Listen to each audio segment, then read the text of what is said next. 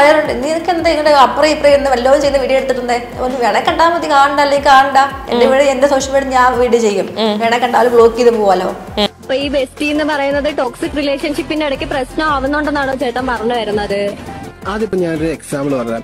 ഈ reaction videos ഒക്കെ ചെയ്യുമ്പോൾ ആരെങ്കിലും പറഞ്ഞിട്ടുണ്ടോ ഇങ്ങനത്തെ വീഡിയോസ് ഒന്നും ചെയ്യണ്ട, വേണ്ട, അങ്ങനെയൊക്കെ ആരെങ്കിലും പറഞ്ഞിട്ടുണ്ടോ? എല്ലാം ഫേക്ക് ആണ് ഈ ലോകം മുഴുവൻ. നല്ലൊരാളെ കിട്ടുന്ന ഭയങ്കര റെയറായ കാര്യമാണ്. അപ്പൊ വിചാരിച്ചു വേണ്ട. ചെറുപ്പം മുതലേ അമ്മ മരിച്ചു പോയിരുന്നു. ചെറുപ്പത്തിൽ 13 വയസ്സുള്ളപ്പോൾ അമ്മ മരിച്ചു. പിന്നീടുള്ള ഓർഫനേജിലാണ് വളർന്നതൊക്കെ. സോഷ്യൽ മീഡിയയിലൊക്കെ റിയാക്ഷൻ വീഡിയോസിലൂടെ ഭയങ്കര വൈറലായിട്ടുള്ള ഒരാളാട്ടോ എൻ്റെ കൂടെ ഉള്ളത്, പ്രിൻസി. നമസ്കാരം. എന്താണ് ഒരു ഉഷാറില്ലാത്തത്? ഉഷാറാണ്. എങ്ങനെയുണ്ട് വീഡിയോസും കാര്യങ്ങളൊക്കെ എങ്ങനെ പോകുന്നു?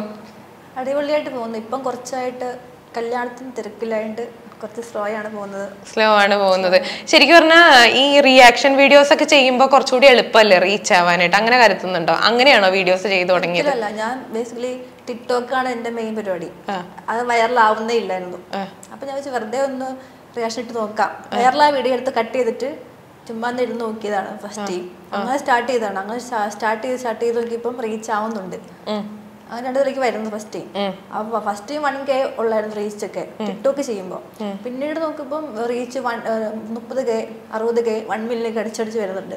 അപ്പൊ ഇത് കൊള്ളാലോ, ടിക്ടോക്ക് എന്ന് കഷ്ടപ്പെട്ട് ചെയ്തിട്ട് ഒരു ഇതൊന്നും കിട്ടുന്നില്ല. അപ്പൊ ഓർത്ത് ഇത് ചെയ്യാൻ കുഴപ്പമില്ല. അങ്ങനെയാണ് സ്റ്റാർട്ട് ചെയ്യുന്നത്. അപ്പൊ ഓർത്ത് വൈറലാവാൻ പറ്റും, ഇങ്ങനെയൊക്കെ വൈറലാവാൻ പറ്റും. അങ്ങനെ ഒരു മെന്റാലിറ്റിയോടെ വന്നു. പിന്നെ അപ്പൊ തന്നെ സപ്പോർട്ട് ചെയ്ത് തുടങ്ങി ഫ്രണ്ട്സ് ഒക്കെ.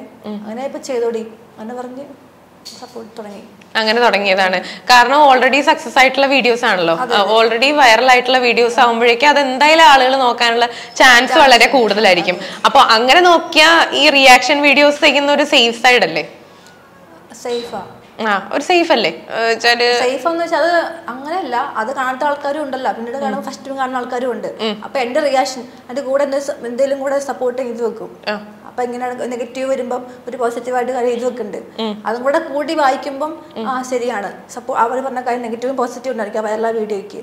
അപ്പൊ നമ്മൾ ഇങ്ങനെ തിരിക്കാം, അങ്ങനെ ആകാം എന്നുള്ള സംഭവം ഉണ്ടല്ലോ, നെഗറ്റീവും പോസിറ്റീവ് ഉണ്ടല്ലോ. അതുകൂടെ എഴുതി ചേർത്താണ് കൂട്ടി എന്തായാലും എന്റെ ക്രിയേറ്ററിൽ എഴുതുന്നുണ്ട് അവിടെ. അപ്പൊ അത് കാണുമ്പോൾ എന്റെ റിയാക്ഷൻ കാണുമ്പോൾ പിന്നെ എന്നെയും കാണാം, ആ വീഡിയോയും കാണാം, രണ്ടും കൂടെ ആകുമ്പോഴാണ് വൈറലാവുന്നത്. എപ്പോഴായി വീഡിയോസ് ചെയ്യാന്നൊക്കെ തീരുമാനിച്ചു തുടങ്ങിയത് എപ്പോഴായിരുന്നു? എനിക്ക് ഹാപ്പിനെസ്സിന് വേണ്ടി ചെയ്ത പരിപാടിയാണ്. ചുമ്മാ ഇരിക്കുമ്പോൾ എങ്ങനെയും സോഷ്യൽ മീഡിയ കാണാം, ടിക്ടോക്ക് ചെയ്യാന്നുള്ള ചുമ്മാ ഒരു പ്ലാനിങ് തുടങ്ങിയതാ. പ്രത്യേകിച്ച് ഇങ്ങനെ റീച്ച് ആവണമെന്നൊന്നും പ്ലാനിങ് ഇല്ലായിരുന്നു. തുടങ്ങി അങ്ങനെ കയറി വന്നത് അങ്ങനെ ആയതാണ്.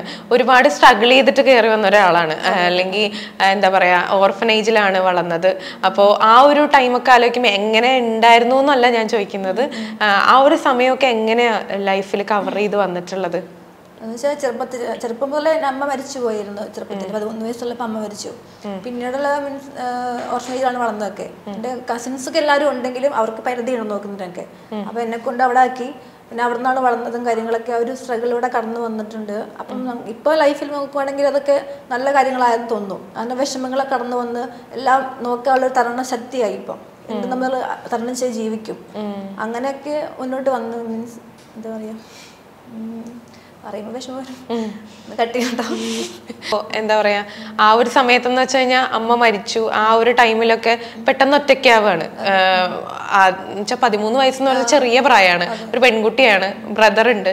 അപ്പോൾ അങ്ങനെയൊക്കെ നോക്കുമ്പോഴേക്കും പെട്ടെന്ന് ഒറ്റയ്ക്കായിട്ടുള്ള ഒരു സമയമൊക്കെ ഓർഫനേജിലേക്ക് പെട്ടെന്ന് വരികയാണ്. അപ്പൊ നമുക്ക് ആ ഒരു ലൈഫ് മാനേജ് ചെയ്യാൻ ഭയങ്കര ബുദ്ധിമുട്ടായിരുന്നു തോന്നിയിട്ടുണ്ടായിരുന്നു. ഒരുപാട് മരിക്കുന്നുള്ള സംഭവം വന്നിട്ടുണ്ട്. ജീവിക്കണ്ട, ആരും നോക്കും. അമ്മ ഇല്ലെങ്കിൽ ബാക്കി എന്തും നമുക്ക് പോയ കുഴപ്പമില്ല. പക്ഷെ അമ്മ ഇല്ലാത്ത ലൈഫ് എന്ന് പറയുമ്പോൾ ഭയങ്കര ലോകത്ത് ഒരു ഇത് ചിന്തിക്കാൻ പറ്റില്ല, ആ ഒരു ലൈഫ് എങ്ങനെ കടന്നു പോകുന്നുള്ളത്. പക്ഷെ അതൊക്കെ എന്താ പറയാ, അതൊക്കെ ഓർക്കം ചെയ്യാനുള്ളൊരു മൈൻഡ്. ആദ്യമൊക്കെ ആത്മഹത്യ ചെയ്യുന്ന പ്രവണതയൊക്കെ തോന്നിയിട്ടുണ്ടായിരുന്നു. ഫസ്റ്റ് ടൈം ചെയ്ത് അങ്ങനെ ജീവിച്ചപ്പോൾ എങ്ങനെ ജീവിക്കുന്നു, അമ്മയില്ലാണ്ട് എങ്ങനെ ജീവിക്കും.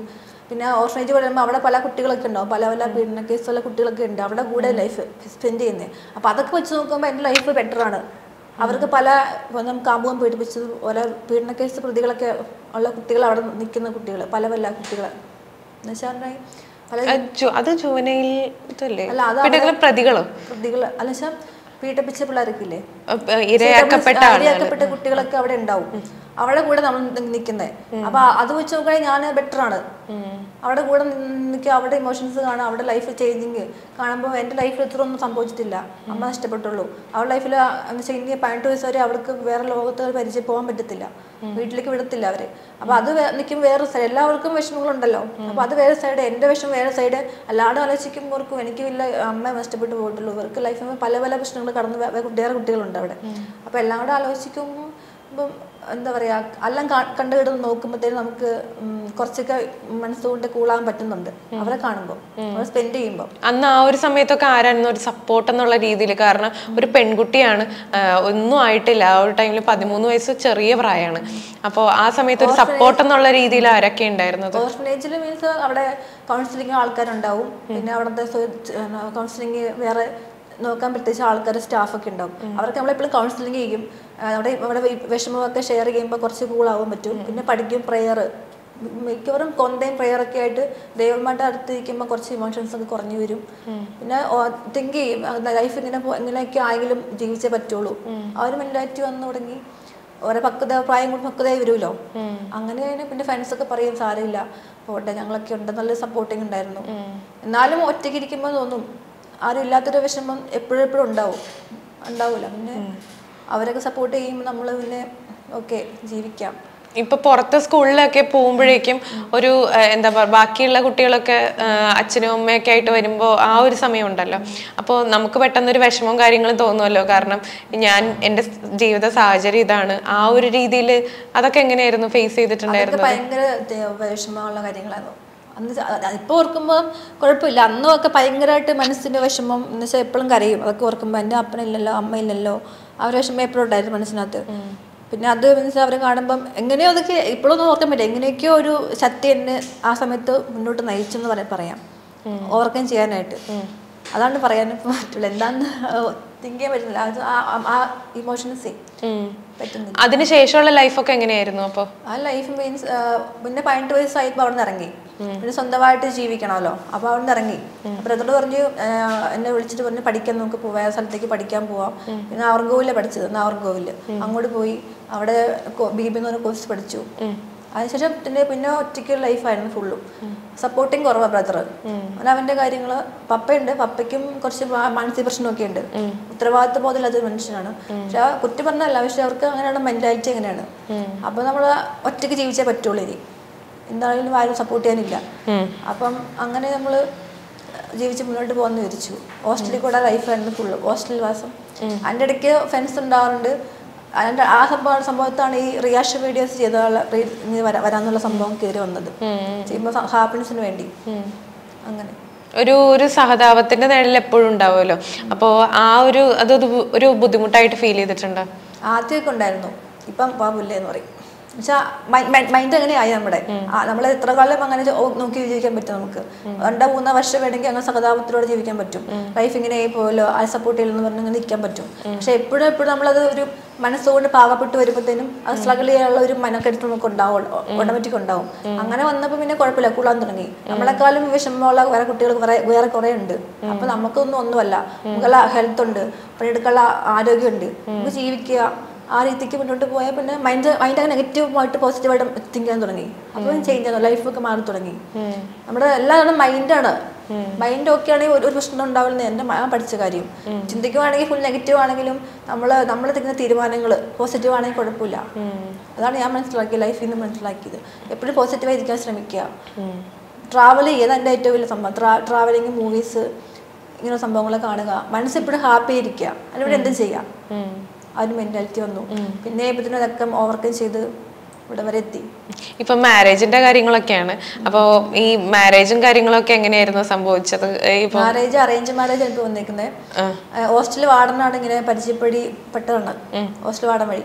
അവരോട് പറഞ്ഞു മോൾ എന്ത് ചെയ്യുന്നു എന്നൊക്കെ വാർഡൻ ചോദിച്ചപ്പോൾ പറഞ്ഞു എനിക്ക് ഇങ്ങനെ ലൈഫ് എന്ന് കുറച്ച് കാര്യങ്ങൾ പറഞ്ഞപ്പോൾ അവർക്ക് മനസ്സിലായി മോളിങ്ങനെ ഒറ്റയ്ക്ക് ജീവിച്ചാൽ പോരാ, നമുക്ക് ലൈഫ് വേണമെന്ന് പറഞ്ഞു. അപ്പൊ പറഞ്ഞു വേണ്ട, എനിക്കിങ്ങനെ എന്നെ കെട്ടിച്ച് അയക്കാൻ ആരുമില്ല, സപ്പോർട്ട് ചെയ്യാൻ ആരുമില്ല, ബാങ്ക് ബാലൻസ് ഒന്നുമില്ല, ഞാൻ പണിയെടുക്കുന്ന കാശ് കിട്ടുന്ന കാശ് ഫുൾ അടിച്ചു പൊളിച്ച് തീർക്കുക. പക്ഷെ സേവിങ് ഇല്ല ആർക്ക് വേണ്ടി, എന്തിനു വേണ്ടി എന്നുള്ള സംഭവത്തില്. അപ്പം അത് ട്രാവൽ ചെയ്യും, മൂവി കാണുക, എൻ്റെ ലൈഫ് മാത്രം, ഉത്തരവാദിത്ത ബോധം ഇല്ലാതെ മൈൻഡായി പോയി. പക്ഷെ എനിക്ക് എൻ്റെ കാര്യം മാത്രം. അപ്പം മാരേജ് ചെയ്യുന്ന ഇരിക്കുമായിരുന്നു. അപ്പോഴാണ് മേഡം പറഞ്ഞ അങ്ങനെ പോരാ, ഒരു മോക്ക് ലൈഫ് വേണം ആണ് പറഞ്ഞ് ആ മേഡത്തിന്റെ ഒരു ഫ്രണ്ട് വഴി ഒരു കസിൻ ചേച്ചിയുണ്ട്, അവര് വഴിയാണ് ഈ ബന്ധം കൊണ്ടുവന്നത്. അപ്പം എന്നെ എല്ലാ കാര്യം പറഞ്ഞു, അവളിങ്ങനെയാണ്, അവൾക്കൊന്നും ഇല്ല, കെട്ടിക്കാൻ അയക്കാൻ ആരും ഇല്ല. അപ്പൊ എന്റെ എല്ലാം നെഗറ്റീവും പോസിറ്റീവും മനസ്സിലാക്കി വന്ന ഫാമിലിയാണത്. അപ്പൊ എന്നെ കൊടുക്കാൻ ഒന്നുമില്ല. അപ്പം പറഞ്ഞു കുഴപ്പമില്ല, മോള് മതി, മോള് അതിനെ സ്നേഹിച്ച് സപ്പോർട്ട് നിന്നാൽ മതി, നമ്മളെല്ലാത്തിനും ഉണ്ടാവും എന്ന് പറഞ്ഞിട്ട് എന്നെ പറഞ്ഞ് മനസ്സിലാക്കിയിട്ട് എന്നെ സ്വീകരിക്കുന്ന ആള് വന്നിരിക്കുന്നു. അങ്ങനെയുള്ള ആളുകൾ വരുന്നത് വളരെ റയർ അല്ലേ? കാരണം എന്താന്ന് വെച്ചാൽ സ്ത്രീധനം അങ്ങനെയുള്ള ഒരുപാട് കാര്യങ്ങളൊക്കെ നോക്കിയിട്ടാണ് ഇന്നത്തെ കാലത്ത് ഒരു കല്യാണം പോലും നടക്കുന്നത്. ഇപ്പോ എന്താ പറയാ, ഇപ്പൊ ഇങ്ങനത്തെ ഒരു സാഹചര്യത്തിൽ നിന്നിട്ട് വന്നിട്ട് അങ്ങനെ ഒരു മാരേജിന് തയ്യാറാവുന്നതെന്നൊക്കെ പറഞ്ഞ വലിയൊരു കാര്യമല്ലേ? അപ്പൊ അതിനെക്കുറിച്ച് എന്താണ് അവരുടെ ആ ഒരു ഫാമിലി ആ ഒരു സപ്പോർട്ട് കാര്യങ്ങളൊക്കെ? ഷോക്കിംഗ് ആയിരുന്നു. ഇത്രയും സ്നേഹിക്കുന്ന ആൾക്കാർ ഭൂമിയിലുണ്ടോ? എല്ലാ ഫേക്ക് ആൾക്കാർ, ഞാൻ കണ്ടതൊക്കെ എല്ലാ ഫേക്ക് ആൾക്കാർ എന്ന് വെച്ചാൽ എന്തെങ്കിലുമൊക്കെ ആഗ്രഹിച്ചുകൊണ്ട് വരുന്ന ആൾക്കാരാണ് കൂടുതലായിട്ട് വരുന്നത്. അവൾ നിന്ന് അല്ലെങ്കിൽ ബോയ്സ് പ്രണയ ആൾക്കാരുണ്ടായിട്ടുണ്ട്. എല്ലാവർക്കും ഫേക്ക് എല്ലാവരും എന്ന് വെച്ചാൽ അവർക്കൊക്കെ വേണ്ടത് സ്പെൻഡ് ചെയ്യാൻ വേണ്ടി ടൈം പാസ് മാത്രമുള്ളായിരിക്കും. അല്ല, കല്യാണം കഴിഞ്ഞ് ജീവിക്കാൻ വേണ്ടി വരുന്നൊരു കുറവായിരിക്കും. ഇപ്പൊ എല്ലാവർക്കും ലിവിങ് ടുഗദർ അങ്ങനെയൊക്കെ, അല്ലാണ്ട് ഒരു ഫാമിലി ആയിട്ട് മുന്നോട്ട് പോകും ജീവിക്കാൻ അങ്ങനെ വരുന്ന കുറവാണ്. എല്ലാം ഞാൻ കണ്ട പരിചയപ്പെട്ട ആൾക്കാരൊക്കെ ബോയ്സ് ഫ്രണ്ട് ഒക്കെ ഉണ്ടായിരുന്നു. അവർ പറഞ്ഞ് നമുക്ക് ജീവിക്കണ്ട, നമുക്ക് ലിവിങ് ടുഗദർ ആവാം.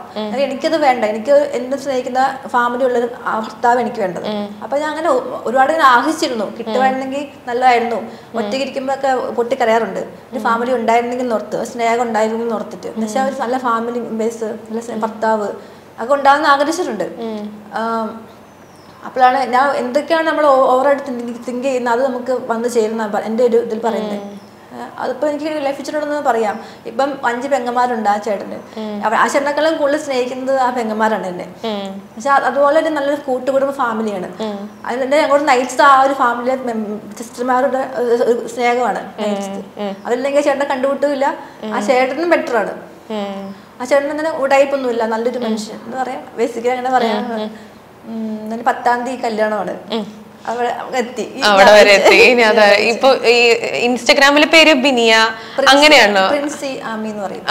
അതെന്താ ഇൻസ്റ്റഗ്രാമിലല്ല ഫേസ്ബുക്കിൽ വരുന്നത് ബിനിയ? അതിന്റെ ചുമ്മാ തുടങ്ങിയ അക്കൗണ്ടാ, വേണേ ഫേക്ക് എന്നോട് പറയാം. ചുമ്മാ തുടങ്ങിയ അക്കൗണ്ട്. ബിനിയാന്ന് എന്റെ ടിക് നെയിം ഫ്രണ്ട്സ് വിളിച്ച് വരാം, ബിനിയാന്ന് പറഞ്ഞ് വിളിച്ചപ്പോ ആ പേര് ചെറുതായിട്ട് വരാം. അപ്പൊ അതിന് ഏറ്റവും കൂടുതൽ ഫോളോവേഴ്സ് അതിലെ വന്നത്. റിയാഷ് ഇവിടെ വന്നു. പിന്നെ ഇൻസ്റ്റാഗ്രാമിലുള്ള ഇടാന്ന് വെച്ചു, റിയൽ നെയിം ഇടാന്ന് വെച്ചു. അങ്ങനെ ഇൻസ്റ്റാഗ്രാമിൽ അതിൽ പേരിട്ടു. അങ്ങനെ ഇട്ട പേര് ഏറ്റവും കൂടുതൽ റീച്ച് പോയിട്ടുള്ളത് ഏത് വീഡിയോസിനാണെന്ന്? രാഷ്ട്രീയപരമായ വീഡിയോ, പിന്നെ നമ്മളെ സന്തോഷ് കുളങ്ങര അവരുടെ വീഡിയോസ് ഒക്കെ അത്യാവശ്യം റീച്ചായി. പിന്നെ ഫണ്ണി ആയിട്ടുള്ള ലൈഫായിട്ട് ബന്ധപ്പെട്ട കാര്യങ്ങളൊക്കെ ഉണ്ടല്ലോ. ഞങ്ങളെ കുറെ സോഷ്യൽ മീഡിയയിൽ ആക്റ്റീവായിരിക്കുന്ന കുറെ ആളുടെ വീഡിയോസ് ഒക്കെ എന്ന് വെച്ചാൽ സമൂഹത്തിന് നന്മ ഉണ്ടാകുന്ന വീഡിയോ കാണുമ്പോൾ പോസിറ്റീവായിട്ട് തിങ്ക് ചെയ്യുന്ന വീഡിയോസ് ഇടാറുള്ളൂ. അല്ലാണ്ട് കുറെ വേറെ ബർഗളായി ചെയ്യാറില്ല. അപ്പൊ അതിടുമ്പം ആൾക്കാർ അവള് കൊള്ളാലോ, പുറത്ത് പോകുമ്പോ അറിയപ്പെടുന്നുണ്ട്. പോകുമ്പോ ആ ബിനിയല്ലേ, പ്രിൻസി അല്ലേ, അതെ ഓക്കെ കാണാറുണ്ട്. കൺഫ്യൂഷൻ വരാറുണ്ടോ? ബിനിയ പ്രിൻസി അങ്ങനെ പറഞ്ഞിട്ട് കൺഫ്യൂഷൻ വരാറുണ്ട്. കൊടുത്തിട്ടുണ്ട് പ്രിൻസി കൊടുത്തിട്ടുണ്ട്. അപ്പം എന്നെ കാണാൻ മനസ്സിലാവുന്നുണ്ട്. അപ്പൊ സെൽഫി എടുക്കണമെങ്കിൽ ഞാൻ വലിയ ആളൊന്നും അല്ല, വെറുതെ ചെയ്ത് തുടങ്ങിയ വീഡിയോ. അങ്ങനെ ആൾക്കാരൊക്കെ അങ്ങനെ വരാറുണ്ട്. ആളുകൾ എന്തെങ്കിലും വീഡിയോസ് ഒക്കെ ഇങ്ങനെ സജഷൻ പറയാറുണ്ടോ? ഇന്ന വീഡിയോസിന് റിയാക്ഷൻ ചെയ്യണം എന്നുള്ള രീതിയിലൊക്കെ പറയാറുണ്ടോ? ഇപ്പൊ ഓൺ വോയിസ് എന്താ ചെയ്ത് നോക്കാത്ത? എന്താണ് ചെയ്ത് 2 വീഡിയോ ചെയ്ത് നോക്കി. അതിനിപ്പോ ഒരു ചെയ്യാൻ മാനസികത്തിൽ അങ്ങനെ പെട്ടെന്ന് ചെയ്യാൻ പറ്റിയത് വന്നിട്ടില്ല. ചെയ്യണം ആഗ്രഹമുണ്ട്. ഓക്കെ. ഇപ്പൊ പുതിയ വീഡിയോസിന്റെ പ്ലാൻസും കാര്യങ്ങളൊക്കെ എങ്ങനെയാണ്? കാരണം ഇനി കല്യാണം വരെയാണ്, വീഡിയോസും കാര്യങ്ങളൊക്കെ നേരത്തെ ചെയ്തിട്ടോ അതോ എങ്ങനെയാണ് അതിന്റെ? റിയാക്ഷൻ വീഡിയോ മുന്നോട്ട് പോകണമെന്ന് ആഗ്രഹമുണ്ട്. സ്വന്തമായിട്ട് വ്ളോഗ് പോലെ ചെയ്യണമെന്ന് ഇപ്പൊ ആഗ്രഹമുണ്ട് എനിക്ക്. കാരണം നമ്മൾ അത്യാവശ്യം അറിയപ്പെടുന്നിട്ട് തുടങ്ങി. അങ്ങനെയല്ല, എനിക്ക് ഇൻട്രസ്റ്റിംഗ് കാര്യമാണ്, ഒരു ഫീൽഡാണ് നമ്മളെ സോഷ്യൽ മീഡിയ സംഭവം. അത് നെഗറ്റീവ് പോസിറ്റീവ് ഉണ്ട്, നമ്മുടെ ഹാപ്പിനെസ് എന്താ അതിന് മുന്നോട്ട് പോവാം. അപ്പൊ എനിക്ക് സന്തോഷമാണ് ചെയ്യുന്നത്. അപ്പം പുറത്ത് പോയി ട്രാവലിംഗ് വീഡിയോസ് ഒക്കെ ചെയ്യണമെന്ന് ആഗ്രഹമുണ്ട്. യൂട്യൂബിൽ തുടങ്ങണം. ഇപ്പോ ബ്രദർ പാസ്റ്റർ ആണ് അല്ലെ? എങ്ങനെയായിരുന്നു അപ്പം ഈ ഒരു നിങ്ങളുടെ ആ ഒരു കുട്ടിക്കാലത്തെ ലൈഫ് എന്ന് വെച്ചാൽ ഞാൻ നേരത്തെ പറഞ്ഞ പോലെ തന്നെ നമുക്കും ഒരു ബുദ്ധിമുട്ട് തോന്നി, കേട്ടപ്പോഴേക്കും ഭയങ്കര വിഷമം തോന്നി. അപ്പൊ ആ ഒരു ലൈഫിൽ നിന്ന് ഒരു പാസ്റ്റർ ആവുക അങ്ങനെ എന്താ തോന്നാനായിട്ടുള്ള റീസൺ എന്താ? അവന്ന് വെച്ചാൽ ഒറ്റയ്ക്ക് ലൈഫ് മുന്നോട്ട് പോകുന്ന ഒരാളായിരുന്നു. അത് കുറെ നെഗറ്റീവും എല്ലാ നെഗറ്റീവ് ലൈഫ് ഉണ്ടായിട്ടുണ്ട്, നെഗറ്റീവ് സംഭവിച്ചിട്ടുണ്ട്. ആരും നിയന്ത്രിക്കാൻ ഇല്ലാത്തൊരു അവസ്ഥ ഉണ്ടായിട്ടുണ്ട്. അപ്പൊ ഒരു പാസ്റ്ററിന്റെ പരിചയപ്പെട്ടു. അങ്ങനെ ശരിക്കും യാക്കോബിറ്റാണ് കാസ്റ്റ് പറയാം. അപ്പൊ അവനാണെങ്കിൽ ഇങ്ങനെ പോയപ്പോ ഒരു പാസ്റ്റ് പരിചയപ്പെട്ടു. അപ്പൊ അമ്മ പറഞ്ഞു മോ ഇതിലേക്ക് വാ എന്ന് പറഞ്ഞ് അതിൽ കൊണ്ടുപോയതാണ്. കൊണ്ടുപോയപ്പോ അവൻ തോന്നി ദൈവത്തെ അറിയുന്ന ജീവിക്കുമ്പോൾ വേറൊരു പോസിറ്റീവ് എനർജി കിട്ടും എന്ന് പറഞ്ഞ സ്വയം ഒരു ബോധ്യമായി. അങ്ങനെ തോന്നി. എനിക്ക് കൃത്യമായിട്ട് അറിയില്ല. അപ്പൊ അവന് അങ്ങനെ മുന്നോട്ട് പോകുന്നുണ്ട്. ഞാൻ എന്റെ കാര്യങ്ങൾ വല്ലപ്പോഴും വിളിക്കും. കല്യാണത്തിന് വന്നായിരുന്നു, ഞങ്ങളെ വർഷം കൂടി കണ്ടതാണ്. ഞങ്ങളെ കല്യാണത്തിന് വന്നിട്ടുണ്ടായിരുന്നു. എൻഗേജ്മെന്റിന് വന്നിട്ടുണ്ടായിരുന്നു. അപ്പൊ അവരുമായിട്ട് അല്ലാണ്ട് കോണ്ടാക്ട് കാര്യങ്ങൾ കുറവാണല്ലേ? ഫാമിലി ആയിട്ട് അതിന് കോണ്ടാക്റ്റുകൾ കുറവാണ്. എന്റെ കാര്യം നോക്കി ജീവിക്കുക എന്ന് വെച്ചാൽ അവർക്കൊരു പരിധി ഉണ്ട്. പിന്നെ ആരെയും ബുദ്ധിമുട്ടിക്കാൻ ഇഷ്ടമല്ല. അവരവരുടെ കാര്യം നോക്കി ജീവിക്കട്ടെ. അപ്പൊ എനിക്ക് എന്റെ കാര്യം വിഷമം ഒന്നും ഷെയർ ചെയ്യാറില്ല. എന്റെ വിഷമം ഞാൻ എന്നെ ഒതുക്കും. അതൊക്കെ മനുഷ്യർക്ക് ഉണ്ടാകുന്ന കാര്യങ്ങളാണല്ലോ. അപ്പൊ നമ്മൾ സ്വയം കണ്ടെത്തി ജീവിക്കുക, സന്തോഷിക്കുക. എല്ലാ മനസ്സിലും കുറച്ച് വിഷമങ്ങളൊക്കെ സ്വയം നീർ തീർക്കട്ടെ. ഫ്രണ്ട്സ് ഒക്കെ കട്ട സപ്പോർട്ടാണോ? വീഡിയോസും കാര്യങ്ങളൊക്കെ സപ്പോർട്ടിങ് ആണ്. അവരൊക്കെ എന്താ പറയാ, ഇന്ന വീഡിയോസ് ഒക്കെ ചെയ്യണം എന്നൊക്കെ പറയാറുണ്ടോ? സൂപ്പറാടി, നീ ടിക്ടോക്ക് ചെയ്യാൻ പറയുന്നുണ്ട്. ചെയ്തോ, അങ്ങനെയൊക്കെ വളർന്നു വരാൻ പറ്റുള്ളൂ എന്നൊക്കെ പറഞ്ഞു. ബിഗ് ബോസിലൊക്കെ പോകണമെന്ന് അങ്ങനെയൊക്കെ ഉണ്ട്. ഫ്രണ്ട്സിനൊക്കെ പറയുമ്പോൾ അങ്ങനെയൊക്കെ എത്താൻ പറ്റും. നീ സ്വയമായിട്ട് മുന്നോട്ട് പോക്കോ എന്നൊക്കെ പറഞ്ഞ് സപ്പോർട്ട് ചെയ്യുന്നുള്ള ആൾക്കാരുണ്ട്. ഈ റിയാക്ഷൻ വീഡിയോസ് ഒക്കെ ചെയ്യുമ്പോൾ ആരെങ്കിലും പറഞ്ഞിട്ടുണ്ടോ ഇങ്ങനത്തെ വീഡിയോസ് ഒന്നും ചെയ്യണ്ട, വേണ്ട, അങ്ങനെയൊക്കെ ആരെങ്കിലും പറഞ്ഞിട്ടുണ്ടോ? അല്ല, പറയാറുണ്ട്. നീക്ക് എന്താ ഇങ്ങനെ അപ്പുറം ഇപ്പുറം വല്ലതും ചെയ്യുന്ന വീഡിയോ എടുത്തിട്ടുണ്ടേ, വേണേ കണ്ടാൽ മതി, കാണണ്ട അല്ലെങ്കിൽ കാണണ്ട. എന്റെ സോഷ്യൽ മീഡിയ ഞാൻ വീഡിയോ ചെയ്യും. വേണേ കണ്ടാൽ ബ്ലോക്ക് ചെയ്ത് പോവാലോ, പൊക്കോ, കാണണ്ടെന്ന് പറയും. നെഗറ്റീവ് വരുന്നുണ്ട്, നെഗറ്റീവ് ഇടുന്ന ആൾക്കാരുണ്ട്. പിന്നെ ബ്ലോക്ക് ചെയ്ത് വെക്കും അവരെ. ആദ്യമൊക്കെ വിഷമമായിരുന്നു കേൾക്കും. പിന്നെ ഇപ്പൊ ഇതൊക്കെ ഉള്ളതാ, സംഭവിക്കുക. എന്താണ് നെഗറ്റീവ് പോസിറ്റീവ് ഉണ്ടാകാൻ സംഭവിക്കുക. അപ്പൊ അങ്ങനെ അക്സെപ്റ്റ് ചെയ്ത് പോവാ, അത്രേ ഉള്ളൂ. ഇപ്പൊ ഇങ്ങനത്തെ ജീവിത സാഹചര്യം ആയിരുന്നു. അപ്പൊ ഒരു കല്യാണത്തിലേക്കൊക്കെ പോയാൽ നാളെ ചോദിക്കാനും പറയാനും ആരും ഉണ്ടാവില്ല എന്നുള്ളൊരു തോട്ടും കാര്യങ്ങളൊക്കെ ഉള്ളിൽ എപ്പോഴെങ്കിലും ഒക്കെ വരാറുണ്ടോ? അല്ലെങ്കിൽ ആരെങ്കിലും ഒക്കെ പറഞ്ഞിട്ടുണ്ടോ അതുകൊണ്ട് കല്യാണം വേണ്ട എന്നൊക്കെ വിചാരിച്ചിട്ടുള്ള സാഹചര്യങ്ങളുണ്ടോ? ഇല്ലില്ല, എനിക്ക് കല്യാണം കഴിക്കുന്ന മീൻസ് നല്ലൊരാളെ കിട്ടണം. പക്ഷേ എല്ലാം ഫേക്ക് ആണ് ഈ ലോകം മുഴുവൻ. അപ്പൊ നല്ലൊരാളെ കിട്ടുന്ന ഭയങ്കര റെയറായ കാര്യമാണ്. അപ്പൊ വിചാരിച്ചു വേണ്ട എന്ന് വിചാരിച്ചിരുന്നപ്പോ ഇങ്ങോട്ട് വന്ന കേസാണ് ഇത്. ഞാൻ കണ്ടുപിടിച്ചിട്ടുണ്ടെങ്കിൽ ഉറപ്പായിട്ട് ഫെയിൽ ആയി പോകുന്നത്. അങ്ങനെ നമുക്ക് എന്തായാലും മനുഷ്യനല്ലേ, സ്വന്തമായിട്ട് ഫെയിൽ ആയി പോകാൻ സാധ്യതയുണ്ട്. അപ്പൊ ഇങ്ങോട്ട് വന്ന കേസ് ഒരു അമ്മയുടെ സ്ഥാനത്ത് ആ മാടനാണെങ്കിലും സപ്പോർട്ട് ചെയ്ത് പറഞ്ഞുകൊണ്ട് അങ്ങനെയാണ് ഇതിലേക്ക് വന്നത്. അങ്ങനെ ഇപ്പൊ കല്യാണം വരെ എത്തി നിൽക്കുന്നു. അപ്പൊ ലൈഫൊക്കെ അടിപൊളിയായിട്ടാണ് പോകുന്നത്. ഇനിയിപ്പോ വീഡിയോസും കാര്യങ്ങളൊക്കെ ഇപ്പൊ യൂട്യൂബ് ഒക്കെ തുടങ്ങാനായിട്ടുള്ള ഒരു പ്ലാനാണോ? പ്ലാൻ ഉണ്ട്. അപ്പൊ വീഡിയോസ് ഒക്കെ അടിപൊളിയായിട്ട് പോട്ടെ. അടിപൊളിയായിട്ട്. Thank you.